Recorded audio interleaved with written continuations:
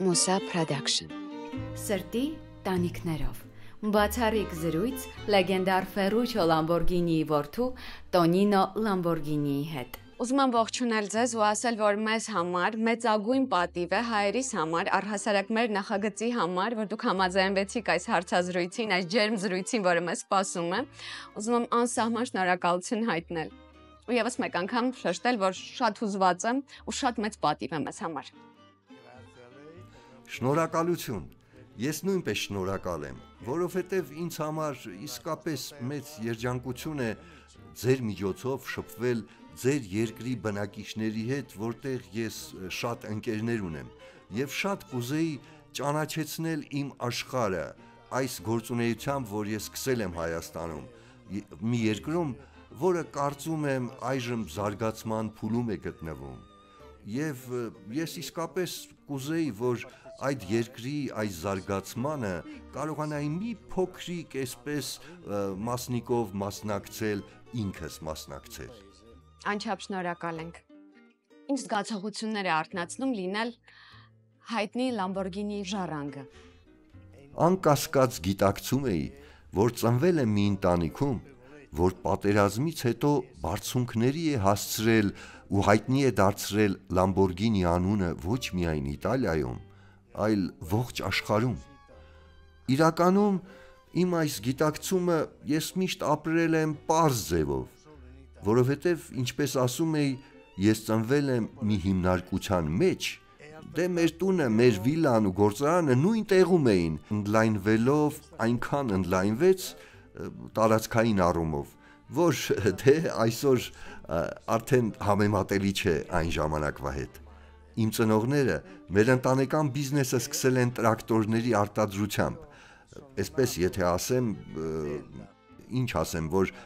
Rolls-Royce-ը բոլորդ գիտեք, այլ մեր տրակտորները, Lamborghini տրակտորները, այսպես ասած Rolls-Royce-ն էին տրակտորների մեջ։ Այնպես որ այս արտոնություններ ունենալու գիտակցումը, այո, ունեի, ապրում էի շատ պարզ ու հանգիստ ձևով։ Պարոն Լամբորգինի, ինչպես ձեր ընտանիքի արժեքները փոխանցվեցին ձեզ եւ ինչ ազդեցություն են ունեցել ձեր կյանքի եւ այսօրվա ձեր արժեհամակարգի վրա։ Իհարկե, ինչ ձևով են հաղորդակցվել։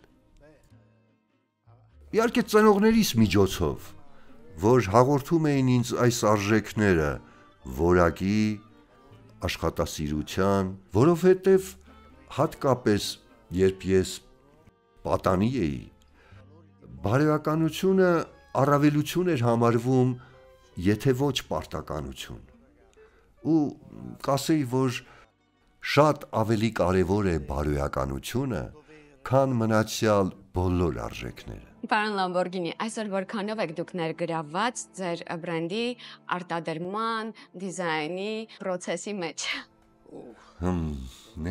Ներգրավված եմ ամեն օր, 24 ժամ կասեի։ Անգամ երբ քնած եմ, իմ միտքը աշխատում է բրենդի աճի, զարգացման,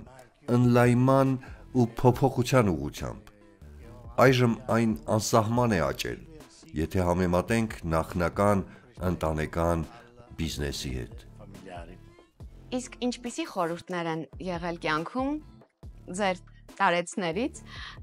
ձեր հայրիկից, որոնք որ ամբողջ կյանքի ընթացքում ձեզ ուղեկցում են ու երբեք չեք մոռանում։ Դե ինձ համար այն խորհուրդներն են արժեքավոր, որ բերում են արդյունքների, այդ խորհուրդների կատարման հետևանքները՝ լրջություն, նպատակային աշխատասիրություն եւ սովորել, դարձյալ սովորել, քանի որ այս վերջինիս հնարավորությունը հայրս չի ունեցել, բայց նա այնուամենայնիվ շատ բաներ է իրականացրել։ Ահա ամփոփելով կասեմ, աշխատել լրջորեն, քտնաջան, տեսնելով քո առջև նպատակային կետը, այն բարձունքը, որին ուզում ես հասնել։ Ըստ ձեզ ինչն է, որ Տոնինո Լամբորգինի բրենդը դարձնում է բացառիկ իրենով։ Սա շատ բարդ հարց է, դժվար է պատասխանել, քանի որ այն ամենը, որ ես անում եմ, դրանք արդյունքն են իմ մեծ հետաքրքրասիրության։ Ես այդպիսին եմ իմ բնույթով։ Այժմ ես արտադրում եմ ժամացույցներ, բայց ես ժամագործ չեմ։ Ես ակնոցներ եմ արտադրում, որը բացարձակ չի նշանակում, որ ես ակնոցների ինդուստրիայի մեջ եմ։ Ես հագուստ եմ արտադրում, բայց դերձակ չեմ։ Արտադրում եմ գոլֆ քարտեր, բայց գոլֆ չեմ խաղում։ Այս ամենը ինչ է նշանակում։ Նշանակում է, որ իմ ստեղծած բրենդը բավականին անոմալ է։ Իրականացնում եմ շենքերի դիզայնի հայեցակարգեր, բայց ես ճարտարապետ չեմ։ Պարզապես ունեմ հարուստ ստեղծագործական միտք։ Ու այն ամենը, որ արտադրում է բրենդը, ծնվում է իմ մտքում ու իմ մտորումներից, որոնք բնականաբար մշակման փուլ են անցնում, բայց բոլոր մտահղացումների հարուցիչը իմ միտքն է։ Այնպես որ Տոնինո Լամբորգինիի բրենդը դա մի անոմալ բնույթի բրենդ է, որը մեծ ազդեցություն է գործում ամենուր, որովհետև համարձակորեն է գործում շատ տարբեր ոլորտներում։ Պարոն Լամբորգինի, որքանով եք դուք ներգրավված ձեր բրենդի գործունեության մեջ, որքանով եք դուք զբաղվում այդ ամենով, շատ հետաքրքիր է։ Իհարկե, անհատապես իմ ողջ անձնակազմը իմ ուղղորդմամբ է աշխատում։ Բնականաբար ինձ օգնում են, բայց անձամբ եմ զբաղվում։ Ամեն բան սկսվում է այն պատանու գլխում, որը 30 տարի առաջ սկսեց այս մեծ բիզնեսը։ Սովորաբար մենք հաճախ երբ որ գնում ենք դեպի մանկություն, մեզ մոտ արթնանում են քնքուշ հիշողություններ ու կա մի հիշողություն, որը ժապավենի պես անդադար մեր աչքերի առջևով սլանում է։ Երբ որ գնում եք դեպի մանկություն, ո՞րն է ձեր մանկության ամենից անուշ հիշողությունը ձեզ համար։ Իմ մանկության ամենակարևոր հիշողությունը այն երջանիկ ժամերը, որ անց էի կացնում մորս ու տատիկիս պապիկիս հետ։ Պատասխանելով այս հարցին կասեմ նաև, որ շատ երջանիկ էին այն պահերը, այն ժամերը, երբ հայրս մի փոքր մեքենա էր կառուցել, երբ ես 7 տարեկան էի։ Իսկական մեքենա էր շարժիչով, ինձ համար։ Ես լավ չէի սովորում դպրոցում, որովհետև ամբողջ օրը իմ այս մեքենայով փողոցներով շրջում էի։ Ոստիկանությունը ինձ տեսնում էր ու գլուխը մյուս կողմ շրջում։ Դե 7 տարեկանում արգելված էր մեքենա վարելը։ Այդ պատճառով ոստիկանները գլուխները մի կողմ էին շրջում, իբրև ինձ չեն նկատում։ Այո, գիտեմ, այդքան էլ գեղեցիկ չէ ասել սա, բայց իմ ընտանիքը քաղաքի թագավորն էր համարվում։ Ու եթե անգամ որդին անօրինական ինչ-որ բան աներ,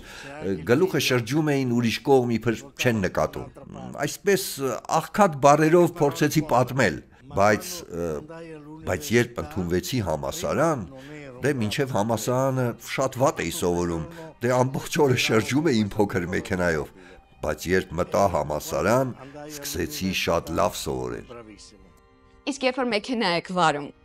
ինձ թվում է դուք արագընթաց, չէ՞, քանի որ Lamborghini արագընթաց մեքենաներ եք վարում, դուք սովորաբար բարկանում եք, վատ հայհոյանքներ կամ վատ բառեր օգտագործում եք վարելու ընթացքում, ջղայնանում եք։ Հանդուրժող չեմ, հատկապես երբ տեսնում եմ, որ մարդիկ ղեկի վրա զգոն չեն ու համապատասխան ուշադրություն չեն տրամադրում վարելուն։ Ես ինձ մրցարշավի վարորդ չեմ համարում, բայց շատ ուշադիր ու զգոն եմ ղեկին։ Հաճախակի տեսնում եմ վարորդների, որ մեքենան վարում են, ասես մրցարշավի հմուտ վարորդներ լինեն ու վտանգավոր արագությամբ են գնում, ու հետևաբար շատ վթարների պատճառ են դառնում։ Ձեր ամենից մեծ էմոցիոնալ ճգնաժամը, որը կարողացել եք հաղթահարել։ Համալսարանը ավարտելը, դա իմ ամենամեծ հաղթանակն էր կյանքի։ Ինչու՞։ Որովհետև դպրոցական տարիներին լավ աշակերտ չէի և պետք էր լրացնել։ Երկրորդը, որովհետև կրթությունս ավարտեցի Բոլոնիայում, մի քաղաքում, որը կարելի ասել բավականին կոմունիստական բնույթ ուներ։ Ձախակողմյան, ավելի ճիշտ իտալականացված կոմունիզմի քաղաք էր։ Դե ես լինելով ձեռնարկատերի որդի ու շատ ճանաչված, շատ բարդ ու դժվար էր ինձ համար։ Սա մի հարց է, որին պատասխանելու համար անհրաժեշտ է երևի 8 ժամ, որպեսզի ճիշտ ձևով բացատրեմ այդ ժամանակաշրջանի Իտալիայի սոցիալական, քաղաքական և տնտեսական հոսանքներն ու տրամադրությունները դե փորձեմ այսպես ամփոփիչ ձևով ասել, որովհետև կարծում եմ քեզ համար էլ բարդ կլինի այս սուղ ժամանակահատվածում ընկալել այն, ինչ փորձում եմ ասել։ Բնականաբար ձեզ ծանոթ չեն այդ տարիների սոցիալ-էկոնոմիկ քաղաքական հոսանքները։ Լինում է առհասարակ, երբ որ դուք հուսահատված եք լինում, երբ որ շատ տխուր եք լինում, ինչպես եք ձեզ բուժում։ Ես ապրել եմ շատ ինտենսիվ կյանք, որը մանրամասնորեն պատմելը դժվար է, երկար պատմություն է, բայց կա այս ասույթը, որը մի քիչ բարդ է, մտքիս է գալիս իտալացի մեծ գրողի Ունգերետեի խոսքը, որը կարող է բնութագրել իմ ապրած կյանքը։ Նա այսպես է գրել. Ես չեմ կարող ասել արդյոք մեծություն եմ եղել թե ոչ, բայց հստակ կասեմ, սիրել եմ շատ ու տանջվել եմ շատ։ Այնպես որ երբ ճգնաժամի մեջ եմ հայտնվում, անմիջապես այս խոսքն եմ մտաբերում ու նորից լիցքավորվում իմ անսպառ էներգիայով։ Սիրել եմ շատ ու տանջվել եմ շատ։ Ունգարետի։ Անպայման կկարդամ։ Պարոն Լամբորգինի, արդյոք վախեր ունեցել եք եւ ինչպես եք ձեր ամենից մեծ վախը հաղթահարել։ Երբ քո ազգանունը Լամբորգինի է, բոլորը քեզնից շատ մեծ սպասելիքներ են ունենում։ Այդ սպասելիքները քեզնից շատ ավելին են, քան ցանկացած մեկ ուրիշ անձից։ Այնպես որ երբեմն եղել են պահեր, որ վախեցել եմ չարդարացնել սպասելիքները, չկարողանալ պատվով դուրս գալ իրավիճակից, արժանի չլինել ինձ տրված դերին։ Բայց ինձ թվում է դուք դա փայլուն կերպով եք անում ու ձեր մասին լեգենդներ են հոսում եւ այն մարդիկ, ովքեր որ ձեր մասին արտահայտվում են, միայն գովասանքի ու հիացական խոսքեր են դրանք, որոնց ես մինչեւ այս ինտերվյուն պատրաստվելը ծանոթացա։ Կատարելությունը շատ ուժգին է հնչում, ես պարզապես փորձում եմ։ Մենք յուրաքանչյուրս գիտենք մեր բնավորության ուժեղ գծերը ու ինչն է մեզ մյուսներից տարբերում։ Ձեր ուժեղ բնավորության գիծը ինչն է ձեզ, որ տարբերվում է բոլորից, բացի ձեր ազգանունը, իհարկե։ Համառությունը։ Դարդարջի, օքեյ։ Առօրյա կյանքում ձեր փոքրիկ ուրախությունները, ինչն է, որ ձեզ ուրախություն ու երջանկություն է պատճառում։ Երբ իմ երեխաները ինձ իրենց սերն են հաղորդում, որովհետև միշտ չէ, ոչ ամեն պահին չէ, որ հնարավոր է լինում, որ որդին իր սերը դեպի քեզ արտահայտի, որ սիրում են, դա անժխտելի փաստ է, բայց այն պահը, որ կարողանում են ցուցադրել, քեզ փոխանցել այդ զգացմունքը, միշտ չէ, որ հաջողվում է, եւ երբ հաջողվում է, գրկախառնության, հայացքի կամ շոյելու միջոցով, որ քո որդին իր սերն է քեզ փոխանցում, դա ինձ համար ամենահրաշալի պահն է կյանքի։ Ինչ եք սովորել ձեր երեխաներից։ Ես միշտ սա շատ եմ սիրում հարցնել իմ հերոսներին ու շատ հետաքրքիր է թե ձերպես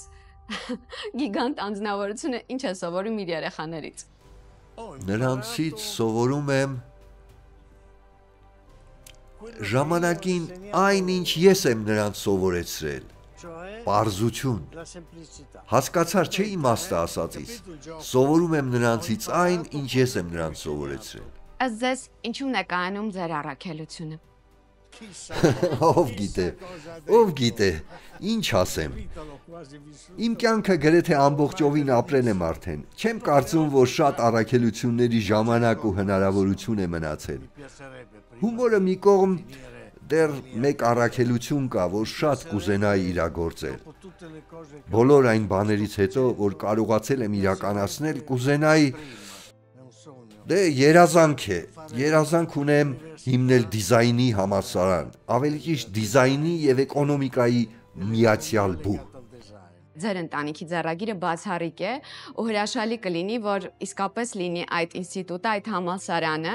որտեղ մարդիկ կկարողանան ժառանգը դառնալ ձեր ձեռագրի։ Որովհետև տեսնում ես, դե դիզայնի համալսարաններ շատ կան։ Գոյություն ունեն կուրսեր, դասընթացներ ինդուստրիալ դիզայնի ուղղությամբ, բայց դրանք ոչ մի ձևով փոխկապակցված չեն էկոնոմիկայի հետ։ Տես այս արտադրանքը շահավետ է եւ էկոնոմիկ։ Էկոնոմիայի գործոնը գոյություն ունի ցանկացած առարկայի եւ արտադրանքի հիմքում։ Ահա, երկու բառով հեշտ չէ բացատրել, բայց կասեմ, որ այս ուսուցողական ուղղությունը դեռ գոյություն չունի։ շշմելու է շատ հետաքրքիր կլինի, Աստված տա, որ դա իսկապես մի օր իրականանա։ Հուսամ հնարավորինս շուտ, հաշվի առնելով, որ այլևս պիտանի չեմ։ Ես վերելակում բարեբախտաբար հանդիպեցի ձեր չքնաղ տիկնոջը, որը ֆանտաստիկ գեղեցկուհի էր, ու ինձ շատ հետաքրքիր է, ինչով նա ձեզ գրավեց։ Շատ երկար կտևի պատմելը, բայց ես կասեմ, տեսա, հավանեցի ու տարա ինձ հետ Իտալիա։ Մենք այսպիսի մի արտահայտություն ունենք, տղամարդը ասաց եւ տղամարդը իրականացրեց։ Իտալիայում այդ արտահայտությունը չունենք, բայց նման է սրան։ Տեսա ու հավանեցի։ Կարծում եմ նույն իմաստն ունի։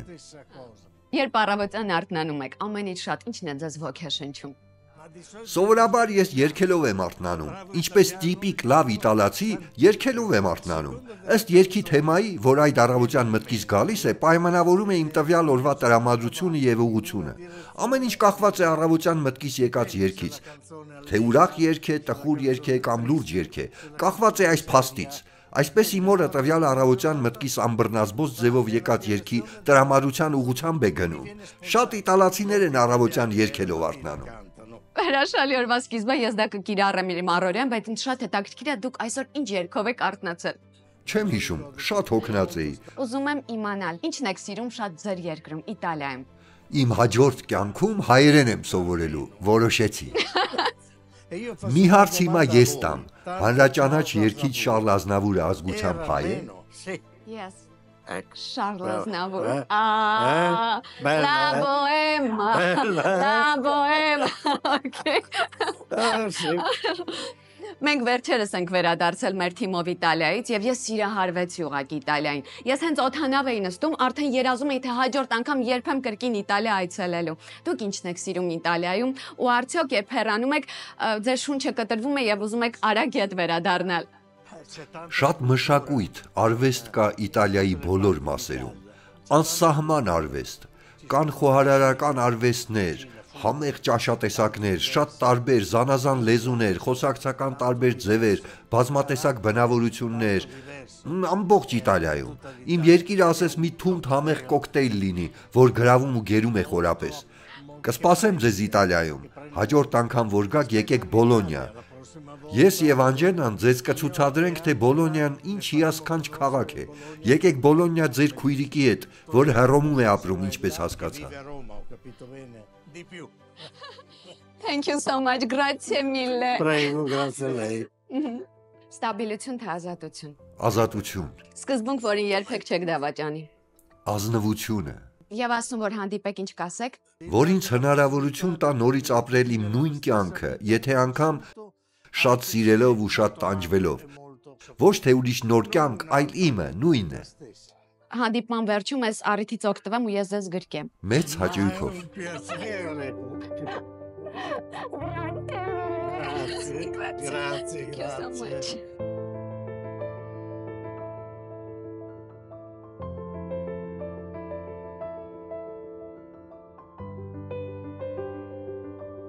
Հաղորդման գործընկերներն են Ital Solar-ը,